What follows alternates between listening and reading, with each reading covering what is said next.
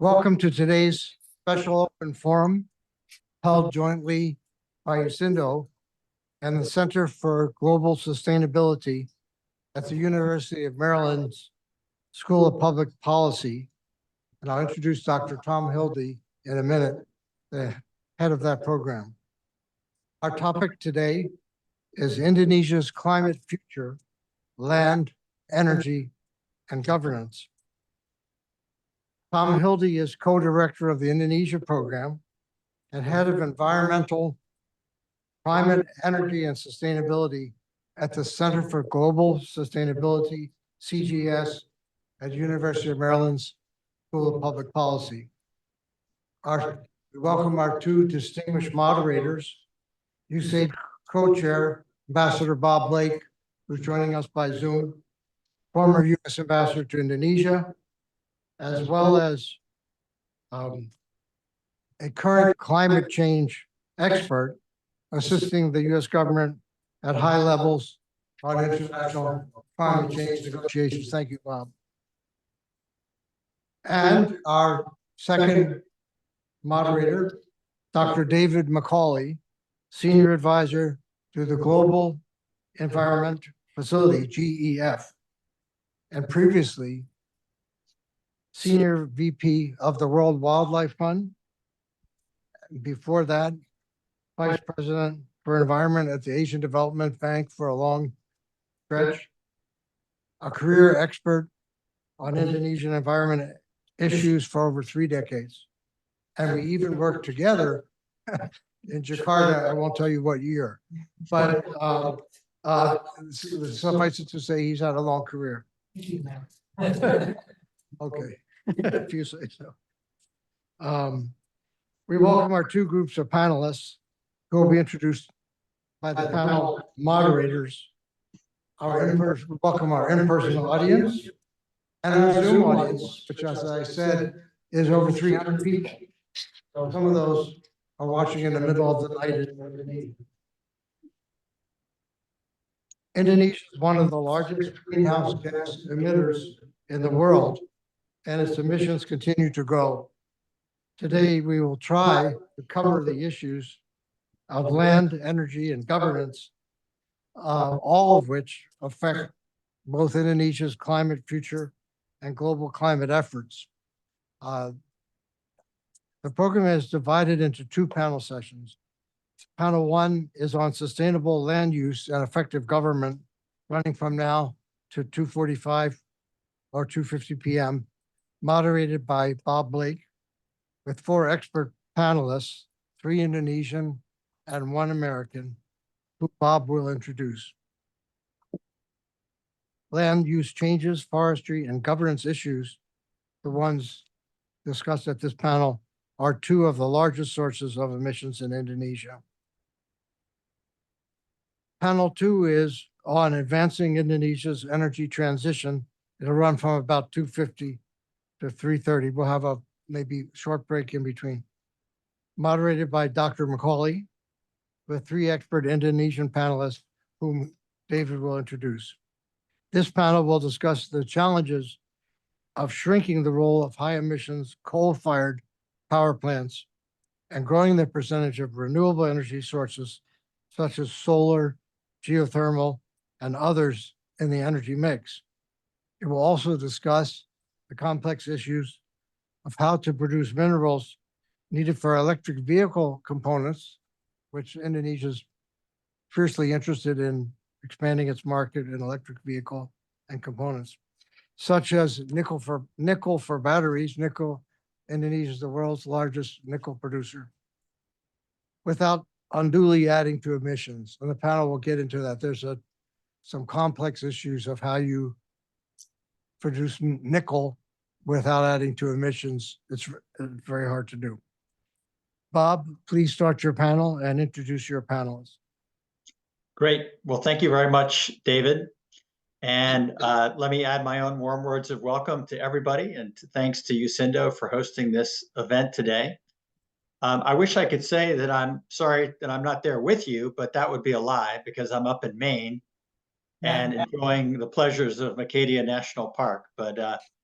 But I am happy to be on this panel. Um, uh, this is a topic that is important not just for Indonesia, but really for the whole planet. Indonesia is home to the world's third largest rainforest and has the world's greatest combination of land-based and marine biodiversity. And as David said, it's also a leading source of greenhouse gas emissions from converting forests to palm oil plantations.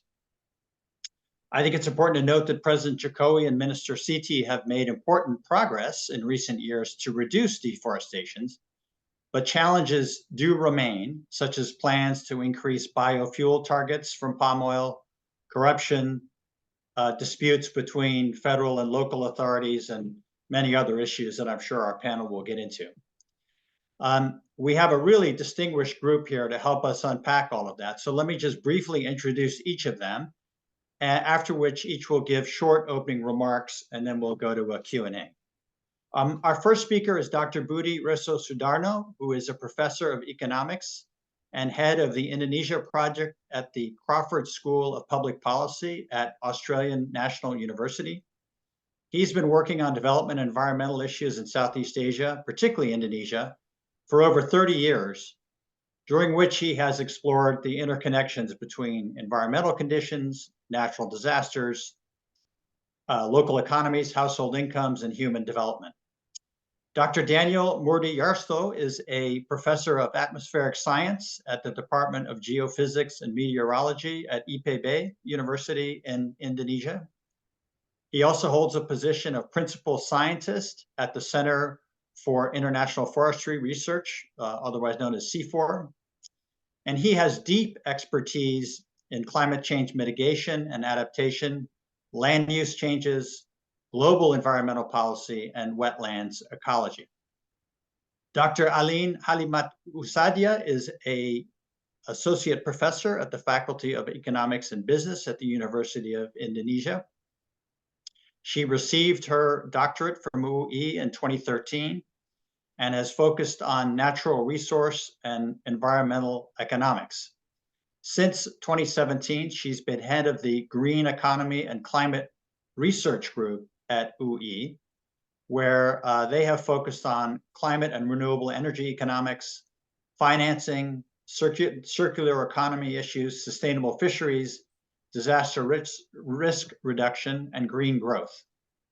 Last but not least, Dr. Matt Hansen is a remote sensing scientist with a research specialization in large area land cover and land use change mapping. His research has been focused on developing improved algorithms, data inputs, and thematic outputs that enable the mapping of land cover changes at both the regional, continental, and global scales. Why don't we start with Dr. Budy to give his shortening opening remarks, and then we'll ask each of the panelists to go from there. So Dr. Budy, the floor is yours. Yes, thank you, Bob, for a very kind introduction. So let me open the discussion by giving my perspective on governance, particularly my opinion. Again, this is my opinion, whether Indonesia will be able to achieve its commitment on climate change plus achieving a net zero emission in 1960. From the macro perspective, if we look throughout history since 1970, successful environmental policy in Indonesia being implemented at national level and got some impact are not that many. I probably only point out to two environmental policy. One is proper prokasi, which is the program of clean water river. When it was just prokasi, it wasn't that successful. When it was becoming a proper prokasi, then it has a period of success. I mean, David Macaulay probably involved. But then it was gone because the agency was actually diminished. Second one is the implementation of integrated pest management to control the use of pesticide. It was successful. USAID involved a lot in the beginning, successful for a certain period of time. But others than that, almost not. One that almost success is I was told the REDD Plus, in which the national government is actually being able to set up the agency. Agus Sari was part of the agency, but before the agency do anything, it was just gone because Jokowi actually destroyed those institutions. So looking for throughout this history, I just thought what are some characteristics that make environmental policy work?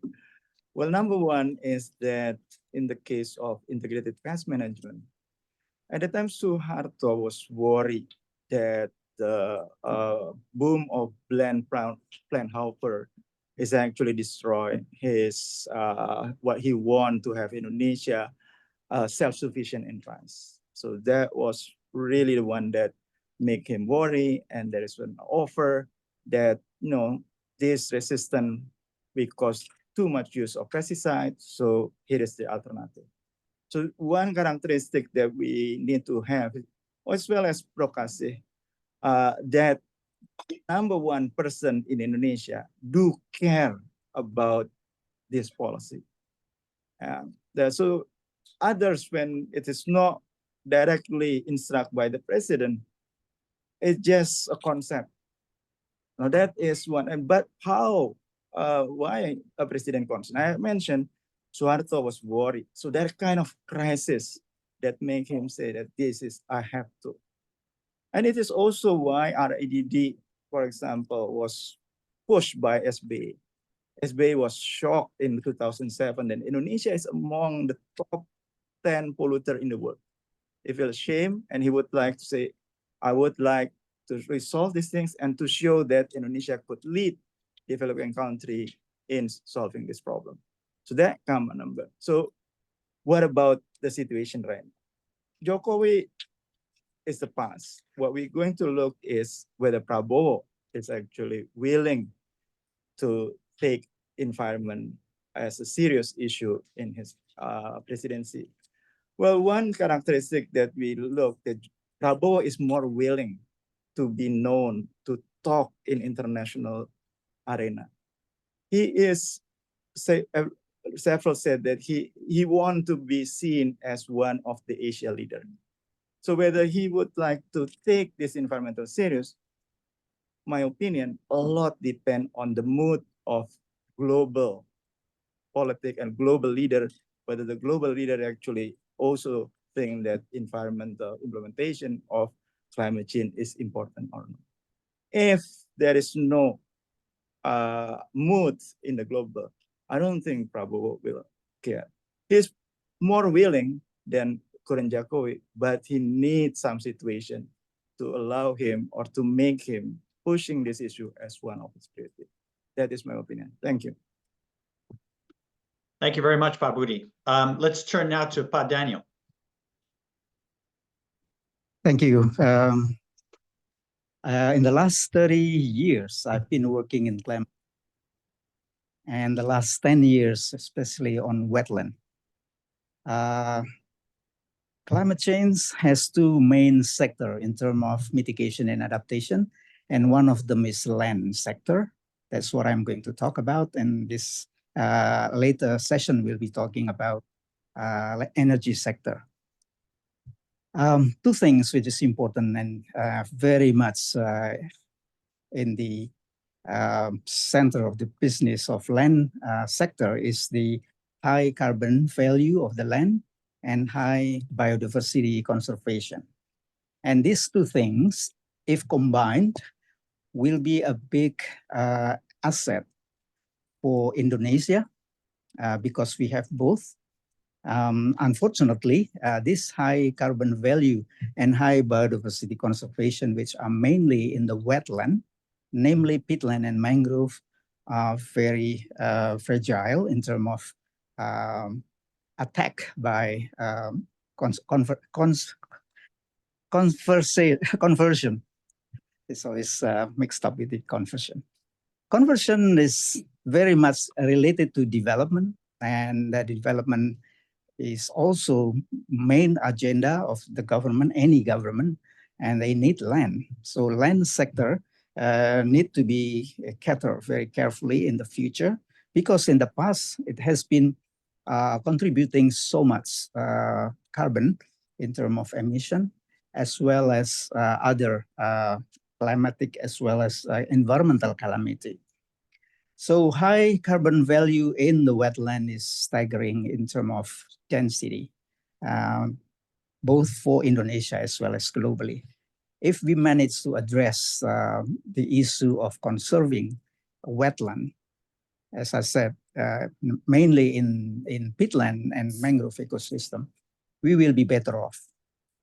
And the current situation is very alarming in terms of the conversion of this ecosystem. And one needs to be very careful in managing or governing peatland and mangrove for the future, especially in this sector. So most of the emission in the past have been handled or reduced so much because this particular ecosystem has been addressed quite nicely. And towards 2030, the current government is expecting to have emission from land sector. Even land sector will become sink. So Follow Net Sink is the program that can handle this particular issue. But there are main issues here that need to be addressed very carefully, especially with, by the next government, is the land which are categorized as APL, the land which is used for anything. And in terms of governance, is quite confusing between the responsibility of the central as well as and the local government. So emission from land sector will be better off to be reduced and handled if the issue of status and governance of APL, which also include mainly or majority peatland and mangrove, Indonesia will be better off. So the expectation to reduce the emission under the current NDC is about 700 million ton towards 2030, 2040. But the energy sector is about 1,700. So that's quite a challenge for the new government to reduce 700 million ton in the next less than 10 years. And again, the issue of emission reduction, which is mitigation, should be combined very nicely with the implementation of the adaptation action. Otherwise, one will lose or get one thing but losing the others. Mitigation and adaptation need to bundle in addressing land sector for Indonesia. And that's at the same time one can handle both high carbon value as well as high biodiversity conservation. Thank you. Thank you, Pak Daniel. Let's turn to Ibu Alin. Yeah, okay, thank you. I would like to talk about bioenergy and use nexus. I want to highlight three main policy in Indonesia related to bioenergy. First is biodiesel. We have quite progressive biodiesel policy. We use FAME, palm oil-based biodiesel, and we keep increasing the blending rate of FAME.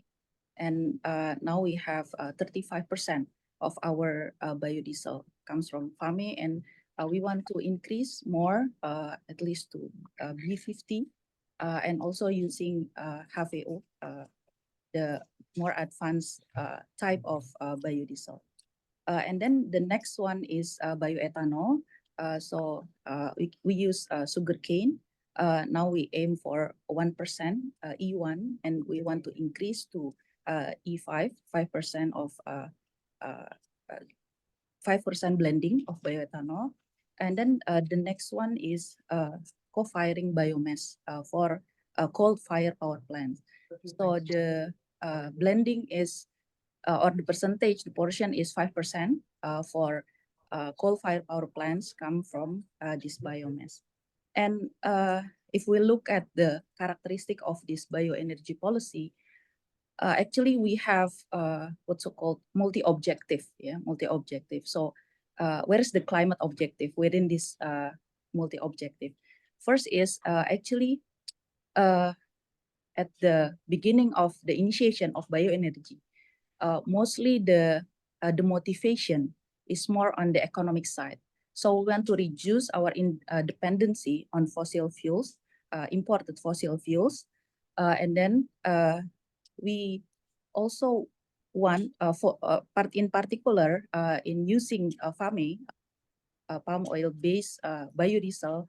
At that time, we have quite a lot excess supply of palm oil, and the price is not good, yeah, at that time. So we want to create demand. So we create a domestic demand and do this downstreaming, how to use this excess supply for the excess palm oil. So downstreaming become the next motivation of this bioenergy policy. And then later on comes the climate goals. So climate goals actually comes later, and then we somehow try to fit in all of this bioenergy policy to also align with the climate goals. And then if we identify some issues happen in this bioenergy policy, first is the use of these virgin materials for bioenergy from palm oil, sugarcane, or other source, and also co-firing from wood chip. The use of virgin materials will increase the risk for in the land use, in terms of land use expansion, considering particularly palm oil and sugarcane we also consume, and palm oil also we export, CPO. So if we increase the demand, domestic demand, then logically we have to produce more, yeah, for this bioenergy. And then what is the response? Yeah, first for palm oil, actually there is a national priority program called replanting program. So we identify that our productivity of oil palm plantation is actually below average, yeah, below average, particular for smallholders, independent smallholders. So the government through the CPO fund have this subsidy, give subsidy to independent smallholders to do replanting. But from the target they made and the realization, the uptake was very low, yeah. And we identified several things. First is the land ownership problem, yeah. So the land ownership problem, and then the next, some of the problem of this land ownership is the status of the land owned by the farmers have this issues with so they have this land within the forest area, yeah, within the forest area, so they cannot get the certificate. So this is just one of the problem of getting this land certification. And then the next one is to get this fund subsidy, they have to make a group, yeah, farmers cooperative. So the problem with the independent smallholders, they do this like by themselves, yeah. So it is quite hard to form themselves into a farmers cooperative. And then the next problem is the co-financing. So because it is only partial subsidy, then they have to find the other financing by themselves. And the problem is the bankability of these farmers to get the additional financing for the replanting program. And then the next one is to reduce the use of these virgin materials and the risk of land expansion. Actually, we can use recycled materials for this. For example, UCO, used cooking oil. Cooking oil is potential, but actually the used cooking oil, the problem with used cooking oil is the logistic problem. This is like, we have to collect from many places to one places, and then we produce biodiesel from it. So this creates, the cost is not, it is costly, and then how to make the system of this collection. But actually, this appears only for UCO at the household level, but UCO from the industry, restaurant, hotel is actually very promising.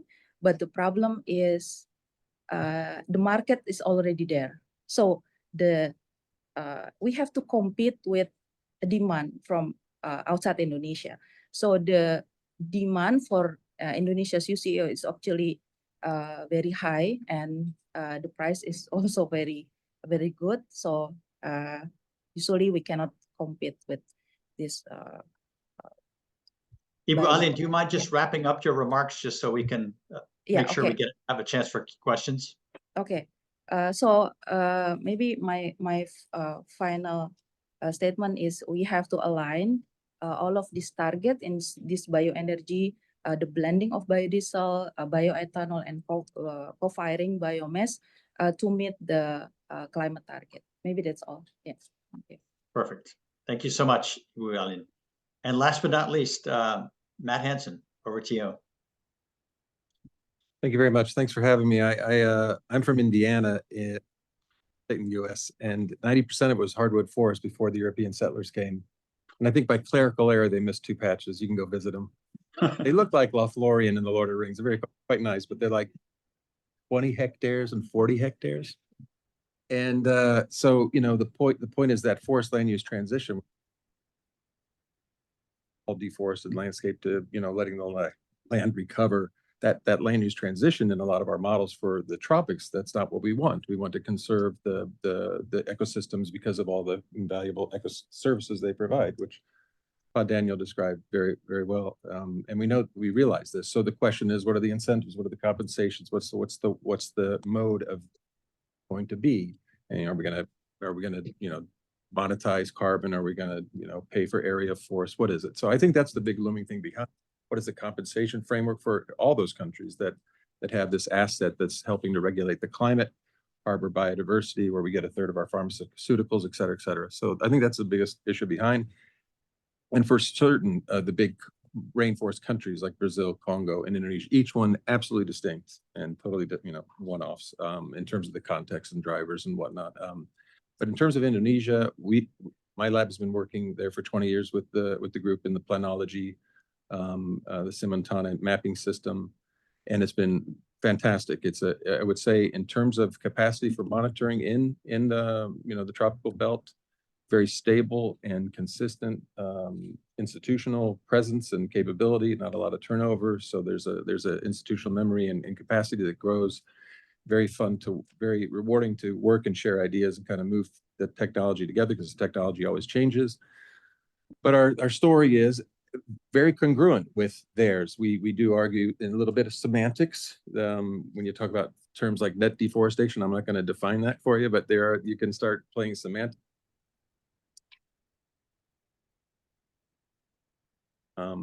The activity data side and the associated emissions with deforestation. But generally speaking, Indonesia since 1990 averaging almost 1 million hectares of rainforest loss per year up through 2015-16, which is incredible. So Indonesia being a top 3 forest area country, a top 3 area loss country, but also for a good long while there, a top 10 percentage loss country. So that tells you the pressure, really big pressure. And it's the boon. It correlates with the economic growth and the development of the palm oil sector, et cetera. It does lead to economic development and obvious benefits for livelihoods and population. So that's really evident. Starting with the 2016 El Nino, we have a new baseline emerging where now the forest loss has dropped from almost 1 million to 200,000 hectares per year. And that has been for 7 years running in that level. And it could be this oversupply, it could be governance. I think I'm not in the econometric side, but the studies to kind of attribute that change the causes behind it are really important to work, because it is not noise if you have 7 years running in that scale, in that range. So that's the good news. You're talking about going from 1,200,000 hectares.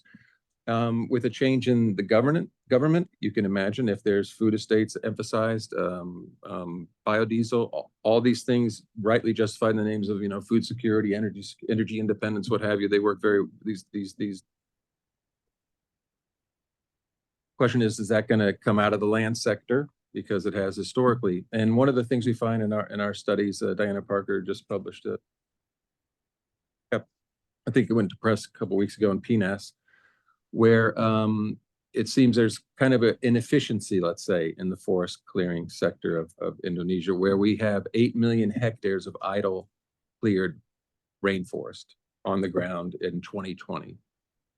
So if you think if we're clearing 200,000 hectares a year and you got 8 million hectares idle, and what this means is the rainforest was cleared, half of that 8 million is cleared mechanically, with purpose, the other half fire. And there's no land use that we see in the time series after the clearing. And that can go up to a decade. So one of the interesting things, there's a bank of land degraded that might be able to absorb some of this new planned demand. And I think that should be given a lot of consideration as opposed to additional clearing. And that really, it represents a nexus of governance and private sector and all these things working in some kind of way, tenure, that you can allocate new land uses in a way that minimizes the impact on the ecosystem services, because there's a huge land bank. It was also mentioned that in existing palm oil is, but I think 1/2 to 3/4 the yields per hectare that Malaysia. Better management of existing, and you can meet maybe a lot of this demand without taking it out of the rainforest. I think that's a really key thing to remember. But I guess those are my comments. Matt, thank you so much. I have 2 quick questions, but I don't want to monopolize it. So let me ask 2 quick questions, then we can open up the floor. My first one maybe is for Pa Rudy. You talked about some of the successes from other things like integrated pest management and other things. If you look at the forest sector around the world, one of the common factors in successful programs has been greater efforts to integrate indigenous communities into forest preservation efforts. And Indonesia's tried some of that. I remember under SBY, they made an effort, but largely it's my impression that more could be done, particularly in Papua. And I wonder if you would just comment on the role of indigenous communities and whether you think their role can be enhanced in Indonesia and thereby enhance the protection of forests. Well, actually, that is not my area. Or maybe Daniel, whoever. Yeah. Yeah. Yeah. So I don't know whether I can give a general perspective. So Sure. The way that I look at whether a policy could be implemented successfully or not is we have this loser and winner in all policy chains. Yeah. So the question is always whether the expected winner could actually receiving the benefit that it will receive as soon as possible, and the loser could be compensated, or the loser could not actually make the policy reform do not work. Yeah. So that yeah, so a lot of this hutan kemasyarakatan, actually, I thought that got that issue, the people that's supposed to be get benefit is not receiving the benefit directly, and some of the loser do not well, actually do not receive some compensation. So, but the detail probably somebody else like Matthew who worked on those, or actually my wife is much better on that. Yeah. So I don't want to comment. Please, Okay, well, Papua, you mentioned Papua, I think it's a stronghold of the ecosystem I mentioned earlier. I'm not sure whether your 8 million idle land is also involved, Papua, but certainly the ongoing activities in this particular province or provinces has been staggering in terms of the intensity in converting pristine forests. And what is not quite logical is the establishment of food estate, which will be consumed by people somewhere else, far away from Papua, if we are talking about securing food for Indonesian. So we also have the so-called autonomy, special autonomy, OTSUS, in Papua. I'm not in this area either, but I hope this special treatment will also include how the right of Adat law or Adat community is also included. But I'm not sure. I don't know exactly what's going on, but autonomy khusus or special autonomy should not be simply translated only for special fund that is spent for Papuans. That's my comment. That's great. Can I ask just one more question before we open it up? And that is, as the world is now preparing for COP29 in Baku in Azerbaijan, one of the priorities that the delegates hope to address is the voluntary carbon markets and figuring out a mechanism under Article 6 to give greater integrity to those markets so that investors will invest. Obviously, Indonesia stands to benefit greatly from this, and this could very much enhance forest protection and investment in forests. But the carbon market has been reasonably slow to develop in Indonesia. I just wondered, do you see that there will be, if the progress is made on Article 6 in Baku, could that help accelerate the development of a carbon market in Indonesia? I don't know if Ibu Alin or Matt or anybody else would like to answer that. Yeah, I'll try. Yeah, okay. Yeah.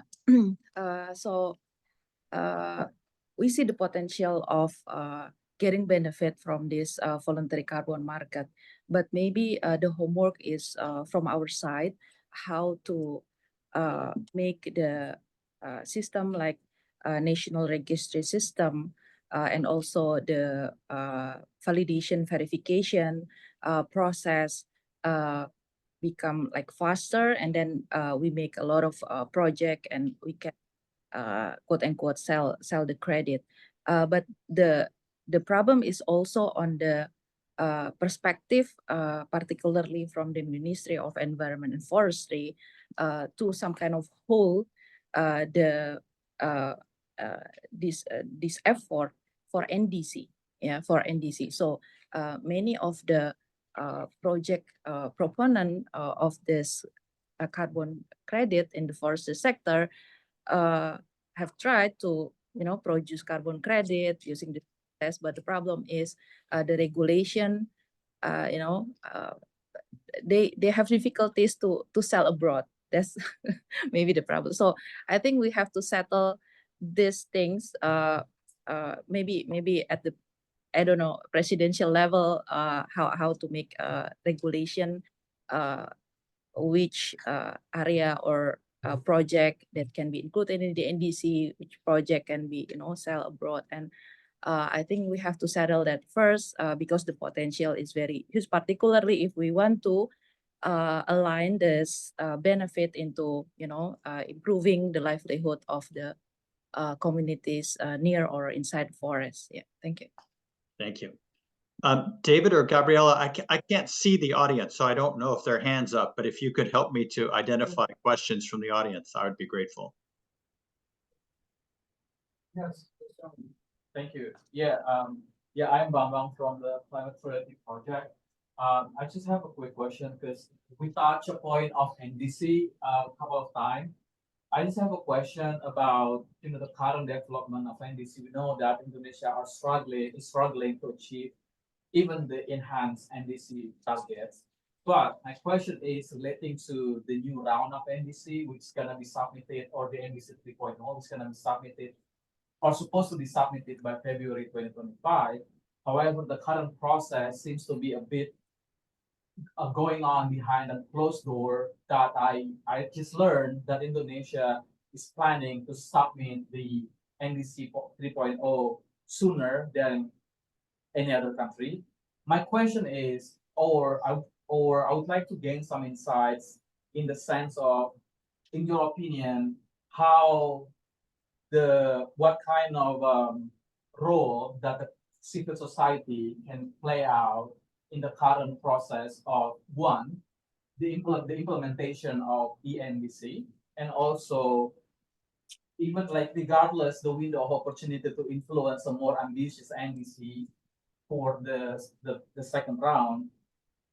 I would like to hear from you what could be done as a civil society moving forward with the NDC 3.0, and also heading to the COP 29 in Bangkok.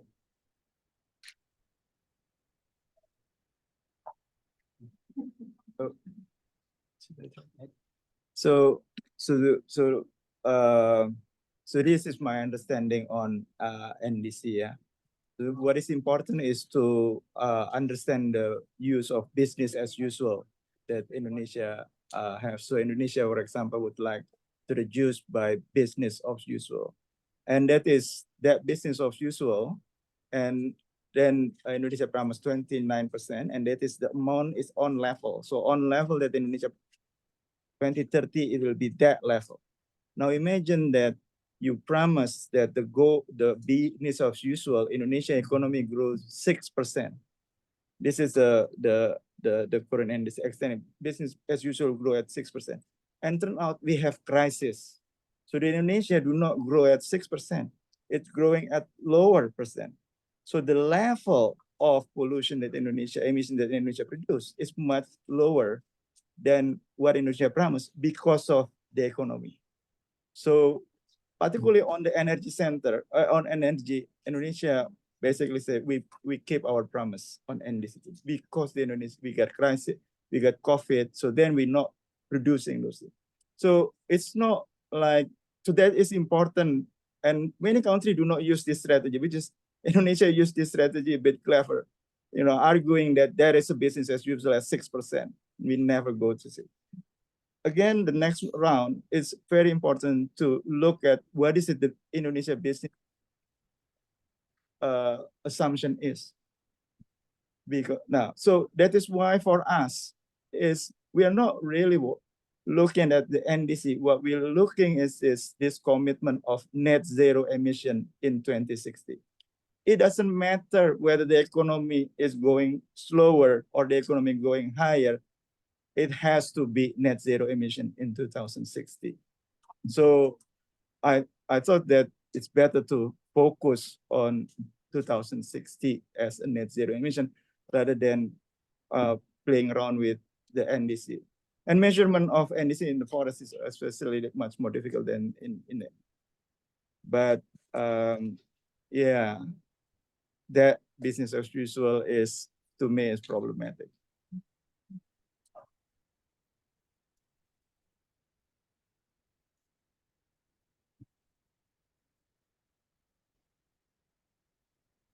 Thank you. I'm Tom Reckford with the Malaysia America Society. And I wonder how you would describe President-elect Bobo's commitment on climate issues, on deforestation, on palm oil production and things like that. How interested is he in these issues, and what kind of commitments has he made?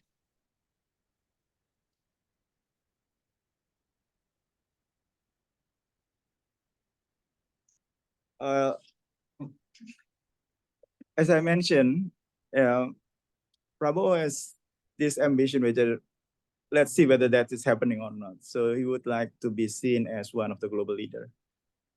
And several who interview him feel insulted if somebody said that, well, the top leader in Southeast Asia is Mahathir. that is some people said that isn't it. So then he would like to having that profile as the leader in the region.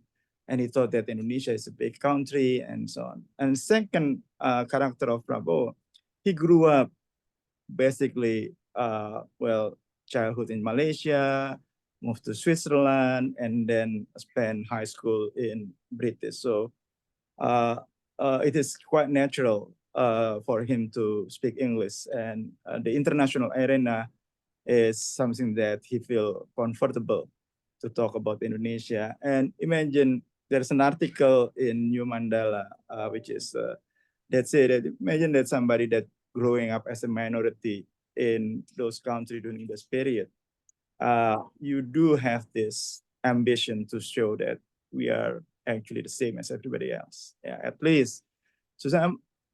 But in having those ambition, if, for example, the global community said that, well, to be a global leader, you need to resolve your environmental issue, then I think it will react. But if it is like, well, the main thing is, resolving poverty, or at the moment is resolving stunting, okay, free lunch for everybody. So those things I thought is going to affect whether he will commit on environment. But at the moment, environment, I would argue it is not his top agenda. So stunting, all those things is in his top agenda, not environment.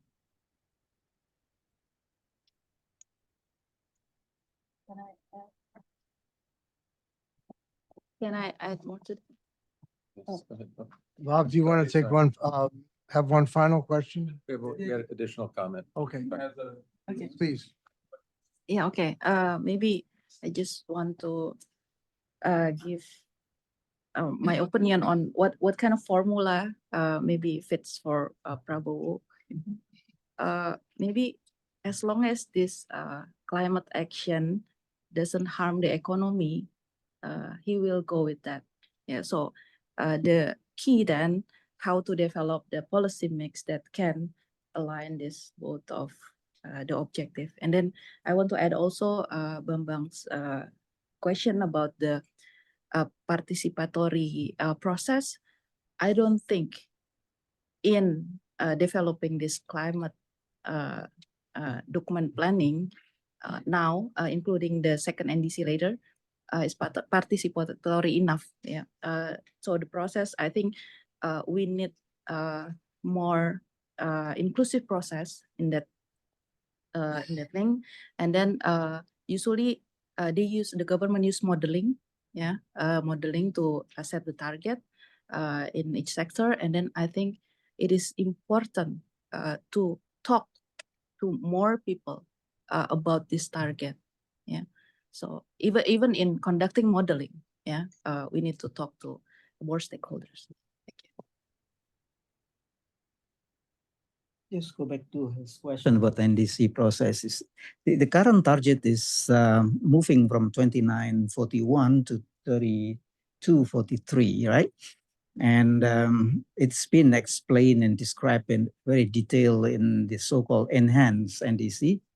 And nobody is doing enhanced NDC. And I imagine the second NDC will be the improvement of enhanced NDC. So I do not need to be worried too much about, participatory, but I agree that it has to be a full-fledged kind of, all stakeholders should be involved. And yeah, I think that's the expectation with the new government. And carbon market has been mentioned from time to time. That's the expectation of the new government. And I personally hope that the market will have a nice price, of the economists would say premium price, if the carbon credit is combined with the biodiversity credit. And also one thing about the possibility of crediting adaptation effort. I work very much closely with people inundated by sea level rise, and doing a lot of plantation and protection of this seashore, if the adaptation measures, the cost of that is included into the crediting processes, that would be an attractive economically for bundling mitigation and adaptation. Thank you. Well, David, I think we should probably bring this to a close to allow time for the next panel, but could everybody join me in thanking our excellent panel and all their wonderful remarks? Thank you.